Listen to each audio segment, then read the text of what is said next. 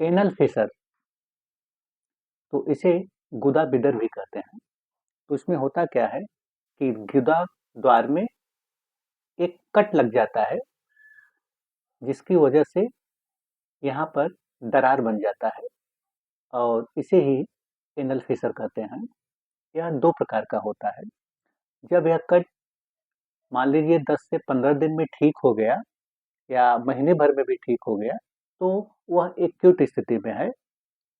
अगर यही कट अगर लंबे समय तक बरकरार रहा और वह घाव बराबर अंदर की तरफ बढ़ भी जाता है, तो वह क्रोनिक स्थिति में चला जाता है। यह दीर्घकालिक समय में यह अस्थायी बना ही रहता है। अब चलिए समझते हैं कि कौन-कौन से लक्षण है। तो इसमें एनल फिशर में तीव्र दर्द होता है मोशन के वक़्त, और जलन भी होता है, और गुदाद्वार में खुजली भी होता है। अब मल के वक़्त रक्तस्राव भी होता है, और इसमें होता यह है कि पाइल्स के अपेक्षा इसमें रक्त कम आता है, लेकिन इसमें पाइल्स के अपेक्षा इसमें दर्द ज़्यादा होता है। गुदा की मांसपेशियों में आप यहाँ देख सकते हैं कि इस गुदा के मांसपेशियों के अगल-बगल वाले स्थान पर ए, मांसपेशियों में ऐंठन बनने लगता है, जिसकी वजह से यहाँ दर्द बराबर बना रहता है। जब यह घाव लंबे समय तक रहता है, तो कभी-कभी फटे स्थान के पास का जो त्वचा है, अगल-बगल गांठ बन जाता है, तो इसमें असहजता बराबर बना ही रहता है। और एक प्रॉब्लम और होता है कि जब यह सूजन यहाँ पर लंबे समय तक बरकरार रहता है, तो स्किन वहाँ का मांसपेशी टाइट हो जाता है, जिसकी वजह से यह समस्या धीरे-धीरे अगर सही समय पर इसका इलाज न ले, तो यह बढ़ने लगता है। तो इसके यह प्रमुख लक्षण है। अब चलिए बात करते हैं कि इसके कौन-कौन से कारण होते हैं। तो पहला होता है तनाव। तो तनाव की स्थिति में एनल एरिया के मांसपेशी में कमजोरी आ जाता है, और ऐसा क्यों होता है? क्योंकि तनाव में ऑटोमेटिकली पेट डिस्टर्ब हो जाता है और कब्ज बनने लगता है, और इसकी वजह से यह समस्या बार-बार बनने लगता है। और दूसरा सबसे बड़ा कारण है कब्ज।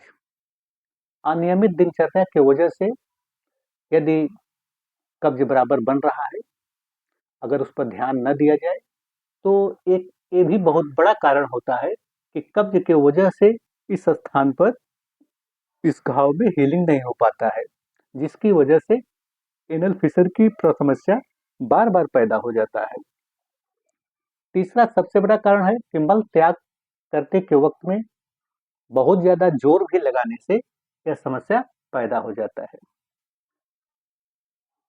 अगर लंबे समय से डायरिया है, तो ऐसी स्थिति में भी ये समस्या एनल फिशर की समस्या बन जाती है। अब चलिए बात करते हैं उपचार के संबंध में। अगर शुरुआती चरण में अगर एनल फिशर की समस्या है, तो उसमें रोगी को तुरंत गर्म पानी से सेकाई करना चाहिए।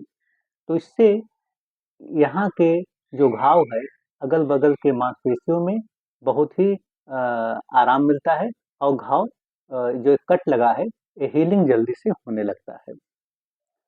अब अगर मान लीजिए खाली गर्म पानी से नहीं हो रहा है और समस्या थोड़ा-सा ज़्यादा है, तो आप एक काम और कर सकते हैं कि गर्म पानी में थोड़ा-सा फिटकरी मिला लें, तो उस पर बैठें।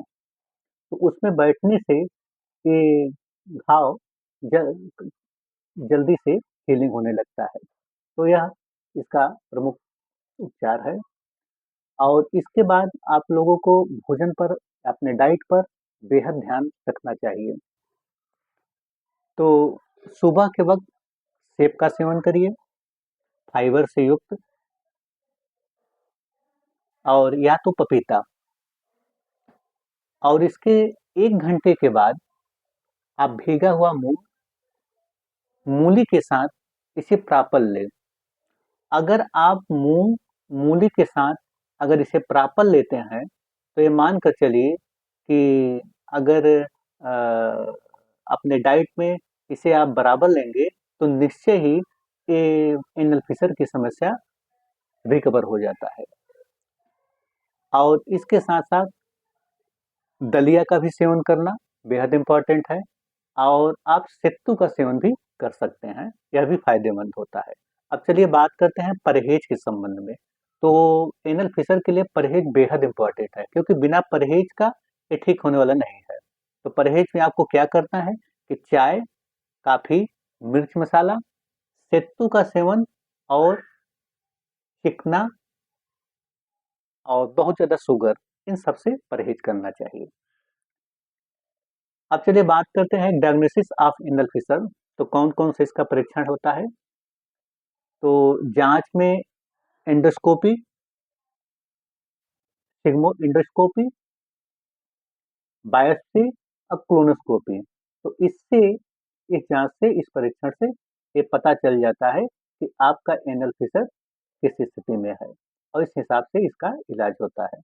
अब चलिए बात करते हैं इसके लिए ऑयल कौन-सा बेहतर होता है। तो आप नारियल का तेल, जैतयादी तेल, सरसों का तेल यूज़ कर सकते हैं। अगर शुरुआती चरण में अगर दिक्कत है, तो इन सब तेल से आपको राहत मिलेगा। और इसके साथ-साथ कुछ इलाज हैं, जिसे आप ले सकते हैं।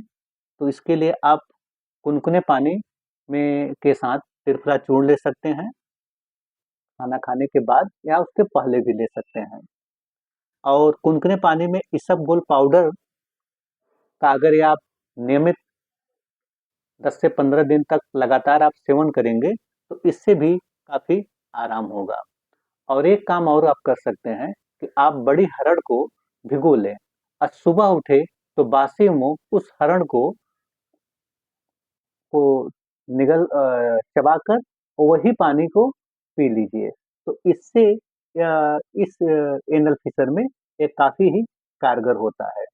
और इसके साथ-साथ यदि इन सब उपायों से, वैसे तो 100% रिकवर हो जाता है। अगर मान लीजिए कुछ केसेस में अगर समस्या ज़्यादा लंबा और पुराना है और नहीं ठीक हो रहा है, तो इसे फालतू दबाना नहीं चाहिए। आप किसी डॉक्टर से मिलिए और इसका प्रॉपर इलाज लें, क्योंकि आप इसका प्रॉपर इलाज नहीं लेंगे, तो इस एरिया में और भी प्रॉब्लम, समस्या खड़ी हो सकती है, जो आगे चलकर ठीक नहीं होता है।